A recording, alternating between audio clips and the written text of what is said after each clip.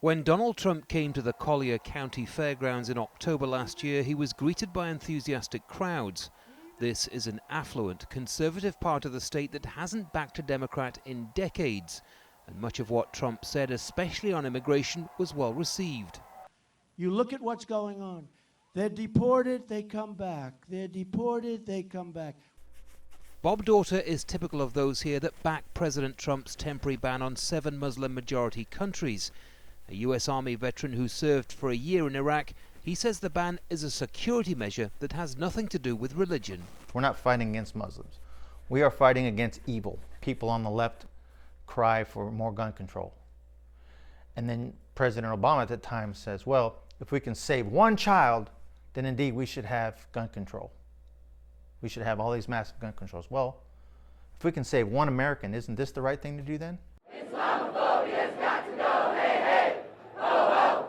For those protesting at Orlando's International Airport, there's little agreement with that sentiment, but Collier County is steadfast in its support of the president.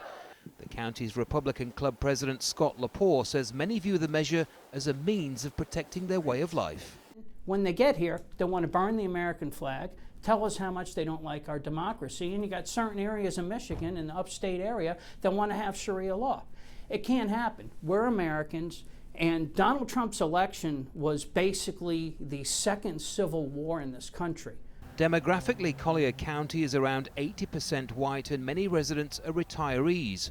It doesn't represent a state that Donald Trump won by a narrow margin, but in a tight-fought election and consequent victory, they're making their voices heard.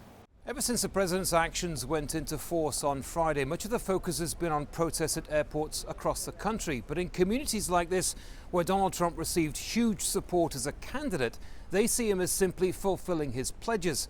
And in fact, many say he hasn't yet gone far enough. Andy Gallagher, Al Jazeera, Naples, Florida.